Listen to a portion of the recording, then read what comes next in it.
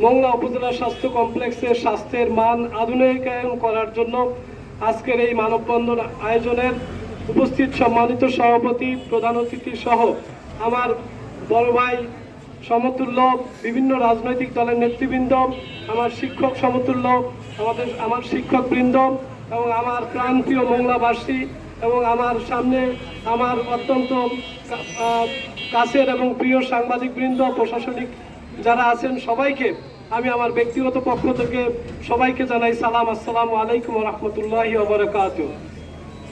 আপনারা জানেন বাংলাদেশের দুইটি সমুদ্র বন্দর, একটি হচ্ছে চট্টগ্রাম সমুদ্র বন্দর, আরেকটি হচ্ছে মোংলা সমুদ্র বন্দর।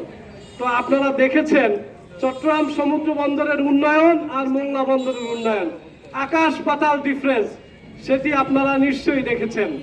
এবং সেখানে যে পরিবেশ আর মোংলা বন্দরের পরিবেশ কখনোই এক নয়, সেটি যদি 100 হয় মোংলা বন্দর হচ্ছে 0। সুতরাং আমরা চাই মোংলা বন্দরকে সেই চিটাগাং বন্দরের সাথে তুলনা করে আমরা আমাদের মোংলা বন্দরকে সেই জায়গায় নিয়ে যেতে চাই ইনশাআল্লাহ। এবং আমরা মোংলার যে বিভিন্ন জায়গায় যে অবকাঠামোগত সমস্যা, সেই সমস্যা নিয়ে ইতিমধ্যে আমি কাজ শুরু করেছি। আমি শুধুমাত্র আপনাদের এই অঞ্চলের ছেলে হিসাবে, এই স্থানে আমার জন্মভূমি, সেই হিসাবে দলমত নির্বিশেষে আমি সকল মানুষকে সাথে নিয়ে এই সামাজিক কাজগুলো করতে চাই। আপনাদের সহযোগিতা এবং ভালোবাসা চাই।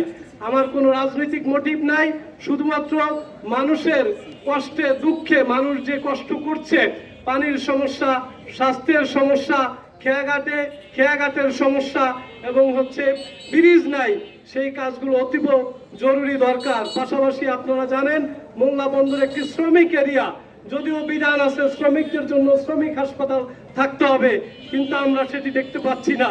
আমরা অনেক আগে শুনেছিলাম শ্রমিকদের হাসপাতাল আছে, কিন্তু আমি সম্প্রতি দেখেছি এই হাসপাতালটি বন্ধ আছে এবং আমি এটি নিয়ে কথা বলেছি অলরেডি। বান্ডেল থাকলে প্রতি সেনমানিতে টাকা বাঁচবে। বিকাশ সেনমানি বান্ডেল কিনে জিতুন প্রতি লেনদেনে। এবং আমরা দাবি তুলব শ্রমিকদের এই হাসপাতাল অতি দ্রুত খুলে দেওয়ার জন্য এবং এই শ্রমিকদের যে স্বাস্থ্য যে অধিকার, তার অধিকার যাতে পরিপূর্ণভাবে তারা রক্ষণ করতে পারে, সেজন্য আমি সরকারের কাছে অনুরোধ করব। পাশাপাশি মোংলা বন্দর কর্তৃপক্ষের চেয়ারম্যানের সাথেও আমার কথা হয়েছে, আমি সেখানেও বিষয়টি তুলে ধরব।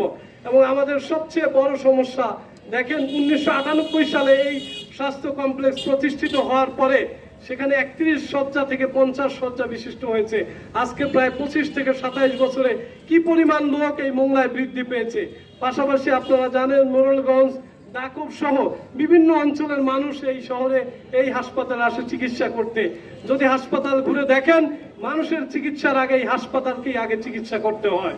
কারণ হচ্ছে এই ভবন অত্যন্ত জীর্ণ শীর্ণ, সেই ভবন পুনরায় নির্মাণ করতে হবে এবং এই ভবনে 28 জন চিকিৎসক থাকার কথা, সেখানে মাত্র 5 জন চিকিৎসক।